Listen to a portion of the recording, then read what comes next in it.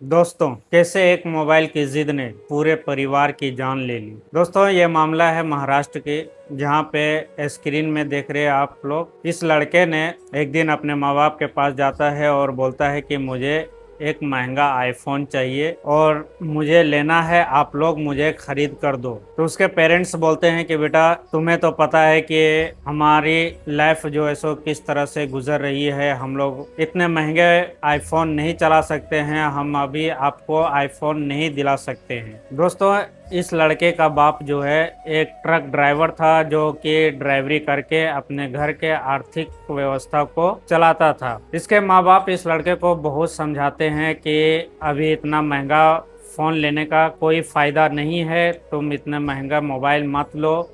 लेकिन ये लड़का जो है अपनी ज़िद पे अड़ा रहता है कि नहीं, मुझे मोबाइल चाहिए तो चाहिए। जब इसके माँ बाप जो है मोबाइल लेने से इनकार कर देते हैं तो ये लड़का गुस्से से निकलता है और एक ऊंची पहाड़ पे जा खड़ा होता है। पीछे से इसके माँ बाप भी जाते हैं कि चलो देखते हैं कहाँ गया है।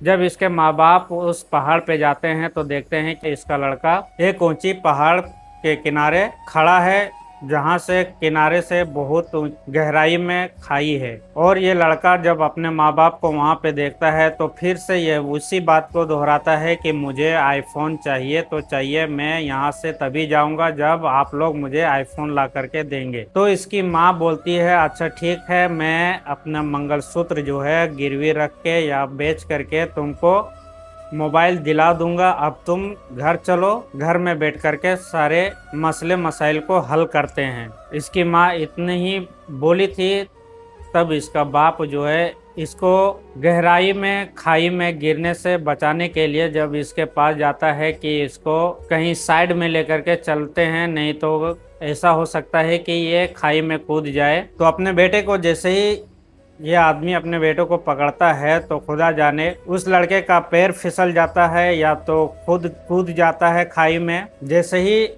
ये आदमी अपने बेटे के हाथ को पकड़ता है तो वो लड़का अपने बाप के हाथ को ही खींच लेता है, और खींचना ही था कि दोनों खाई में गिर जाते हैं और गिरने के बाद दोनों की दम टूट जाती है। वहीं पास में बैठी उसकी माँ इन सारी चीज़ों को देख रही थी। जब वो देखती है कि अब जो है सो मेरा पति और मेरा बेटा इस दुनिया में नहीं रहा, तो वो औरत भी आखिरकार उसी पहाड़ से उसी खाई में कूदकर अपनी जान दे देती है। और इस तरह से एक हंसता खेलता परिवार जो है इस दुनिया से चला जाता है। चंद मिनट के अंदर जो है आप देख सकते हैं दोस्तों कि एक हंसता खेलता परिवार इस दुनिया से चला जाता है। वजह क्या थी?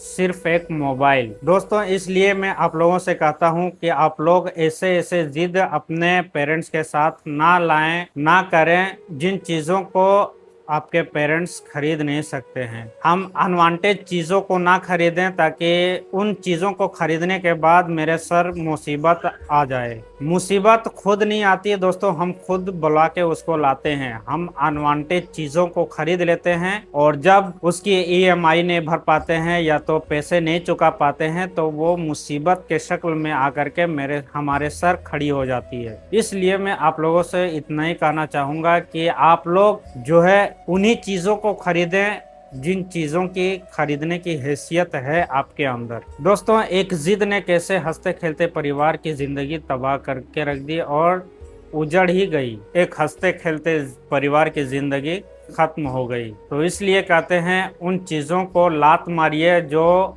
आपके बस में नहीं है, आप नहीं खरीद सकते हैं।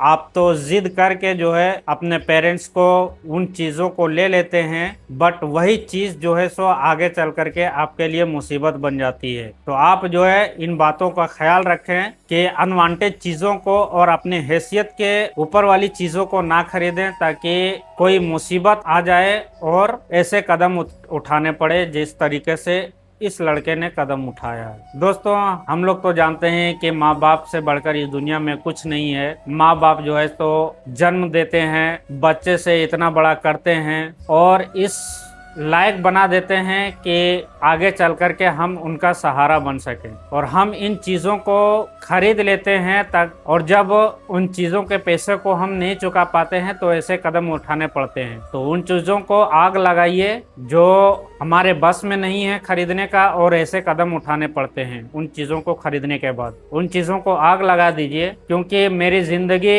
अगर रहेगी तो हम आगे चल करके उस लायक बनेंगे, तो इंशाल्लाह एक ना एक दिन उस चीज़ को हम ज़रूर हासिल कर लेंगे। हमको चाहिए कि हम पहले उस लायक बने, तब जा करके हम उस चीज़ को खरीदें। हम उस लायक नहीं हैं और उन चीज़ों को हम खरीद लेते हैं तो ऐसी मुसीबत आती है। अभी एक हंसता खेलता परिवार जो है सो उजड़ गया दोस्तों। अगर आप लोग समझदार हैं, आपके अंदर थोड़ी भी समझदारी है, तो खुदारा ऐसा कदम कभी नहीं उठाइएगा। उन चीज़ों को आग लगा दीजिए जिन चीज़ों की वजह से ऐसी मुसीबत आती है। पहले उस लायक बन जाइए, उतने मुकाम को हासिल कर लीजिए, उस मुकाम को, जिस मुकाम पे पहुंचने के बाद जो है सो आप इन चीज़ों को खरीद सकते हैं।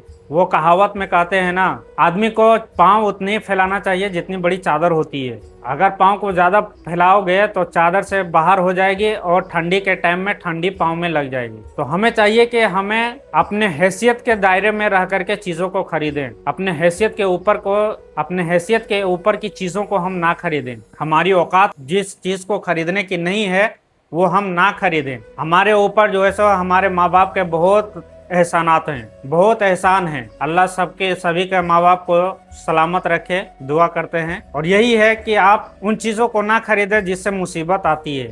हम अपने गले मुसीबत पर डाल लेते हैं और इधर उधर मारे फिरते हैं। दोस्तों बस यही कहना है कि खुदा के लिए उन चीज़ों को ना खरीदें जिन चीज़ों को खरीदने की हैसियत अभी नहीं है।